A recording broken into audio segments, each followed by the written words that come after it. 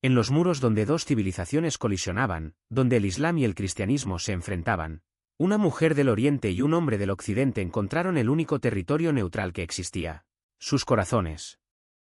Era la princesa de un imperio que gobernaba 3 continentes. Hasta que conoció a un hombre que lo había perdido todo por defender su fe. Y en ese encuentro, ambos descubrieron que el verdadero poder no estaba en los tronos, sino en el amor.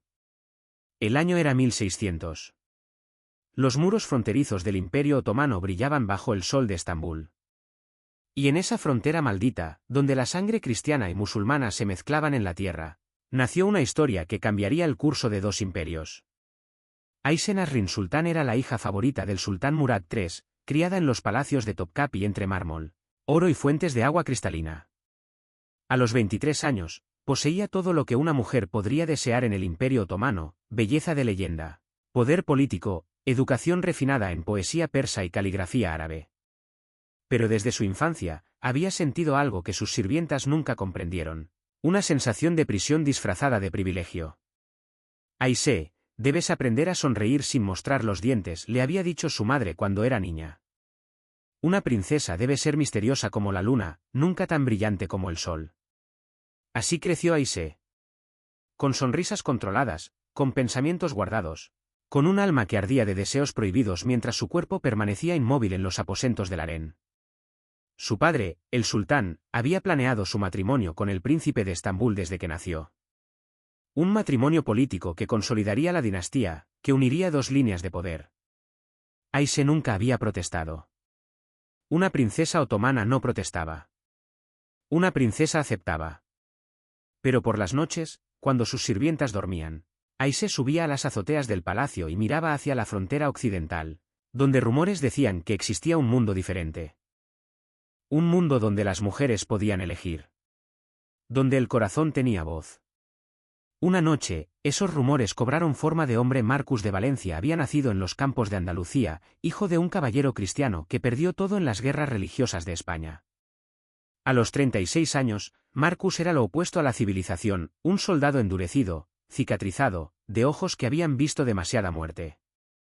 Durante 20 años, había servido a diferentes señores, cristianos, judíos, incluso sarracenos cuando el dinero lo requería. Era un mercenario sin fe, sin hogar, sin futuro. Solo tenía su espada, su honor herido, y una sed eterna de redención que nunca podía satisfacer. Los otomanos lo habían contratado como consultor militar, un extranjero útil que entendía las tácticas cristianas. «Enséñanos cómo piensan tus hermanos cristianos», le había pedido el general Suleiman Pasha. «Y serás recompensado generosamente». Marcus aceptó porque no tenía otra opción. No porque creyera en la causa. Hacía mucho tiempo que Marcus no creía en nada. Pero en su corazón, guardaba un secreto que ni siquiera sus compañeros de batalla conocían: era un hombre roto que buscaba perdón. Un soldado que había matado tantas veces que no sabía si su alma podría ser salvada. Y esperaba, en secreto, que alguna vez encontrara a alguien que le demostrara que todavía era humano. Esa persona estaba a punto de llegar. Fue en una inspección de los muros fronterizos. El sultán Murad III había convocado a su hija para que viera las defensas del imperio, para que entendiera el poder de su familia. Ayşe cabalgaba en un caballo blanco, rodeada por 100 guardias, cuando vio a Marcus.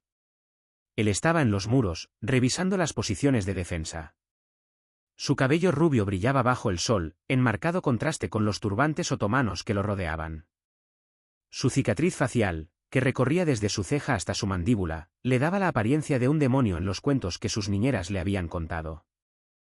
Pero cuando sus ojos se encontraron con los de Ayşe, Marcus no vio a una princesa intocable. Vio a una mujer prisionera. Vio en sus ojos la misma soledad que él llevaba en su alma. La misma sensación de estar atrapado en un mundo que no había elegido. Y Ayşe, cuando miró esos ojos verdes del color del mar Mediterráneo, vio algo que jamás había visto en los ojos de ningún hombre otomano: la verdad cruda y sin filtrar de una persona que había sufrido tanto como ella. Durante 3 segundos, el mundo se detuvo. El sultán notó la mirada de su hija. «Padre, ¿quién es ese hombre?», preguntó Ayşe, en voz tan baja que apenas se escuchó. «Un mercenario cristiano». «Nada importante», respondió el sultán. «Mira hacia adelante, hija». No es digno de tu atención. Pero era demasiado tarde. Sus almas ya se habían encontrado. Esa noche, Aisé no pudo dormir. Paseó los pasillos del palacio como un fantasma, hasta que finalmente subió a las azoteas. Era donde siempre buscaba consuelo, donde miraba hacia la frontera occidental y soñaba con libertad. Marcus estaba allí. No sabía cómo había llegado, no le importaba. Solo sabía que había escalado los muros del Palacio Imperial, burlando a 100 guardias, porque había sentido en su alma que ella estaría allí.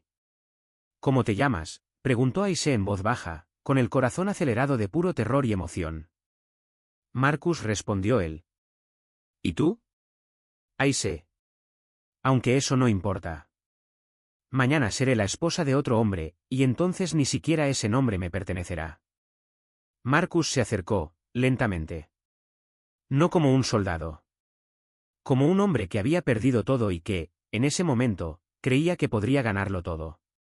¿Por qué permitiste que te encontrara?, preguntó ella. Porque, respondió Marcus, en 20 años de guerra, nunca había visto a alguien que me mirara como si entendiera el peso de estar vivo pero sentirse muerto. Desde el momento en que te vi, supe que eras como yo, prisionera de tu propio poder. Aisé respiró profundamente.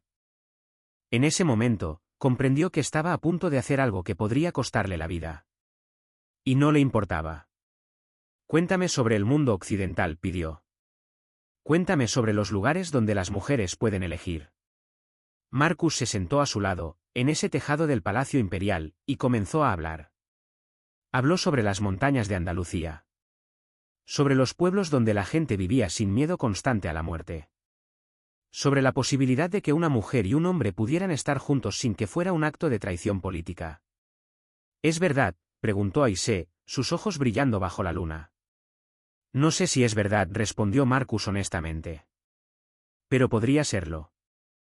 En algún lugar, debe existir un mundo donde personas como nosotros podemos vivir.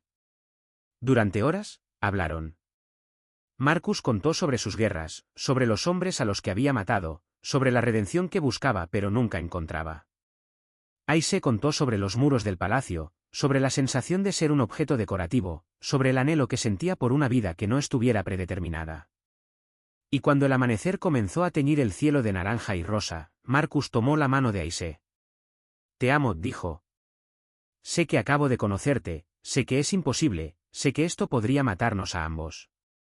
Pero en 20 años, nunca había sentido nada real hasta este momento. Aisé no respondió con palabras. Solo lo besó, mientras las primeras luces del amanecer tocaban sus rostros. Los días siguientes fueron una tortura silenciosa. Aisé no podía ver a Marcus sin levantar sospechas. Pero sus miradas se encontraban en los corredores del palacio. Él la miraba desde la distancia, con una intensidad que hacía que sus guardias se preocuparan. Mientras tanto, el sultán estaba preparando la ceremonia de boda. La fecha se acercaba. En 10 días, Aisé sería la esposa del príncipe. En 10 días, estaría perdida para siempre. Una noche, Marcus se atrevió a hacer algo más peligroso. Se infiltró en los aposentos privados de Aisé. Un retrato de su madre. ¿Estás segura?, preguntó Marcus una última vez. No, respondió Aisé. Pero por primera vez en mi vida, voy a elegir por mí misma. Cabalgaron toda la noche. Los guardias del sultán los persiguieron, pero Marcus conocía cada ruta de escape de la frontera. Había sido mercenario el tiempo suficiente para saber cómo desaparecer. Al amanecer, cuando vieron que se acercaban a territorio neutral, Marcus tiró las riendas y se giró hacia Aisé. ¿Tienes miedo?, preguntó. Mucho, respondió ella. Pero estoy más asustada de la idea de nunca haber intentado esto. Marcus sonrió, la besó, y continuaron cabalgando hacia el horizonte. ¿Dónde iban? Nadie lo sabía. Quizás a Venecia, donde los mercaderes no hacían preguntas. Quizás a un pueblo en las montañas de Andalucía. Quizás simplemente seguirían cabalgando hasta encontrar un lugar donde una mujer del Oriente y un hombre del Occidente pudieran simplemente vivir. Lo que importaba era que habían elegido. Habían renunciado a todo lo que sabían por algo que apenas entendían. Habían sacrificado imperios por amor. Y cuando miraban hacia atrás, Veían que los muros de Estambul se desvanecían en la distancia, mientras que el horizonte frente a ellos brillaba con las posibilidades infinitas de una vida elegida. En los muros donde dos civilizaciones colisionaban, donde el Islam y el cristianismo se enfrentaban, una princesa y un mercenario encontraron el único territorio que realmente importaba, el de sus corazones unidos. Y descubrieron que el verdadero poder no estaba en los tronos, sino en la libertad de amar a quien elegías amar.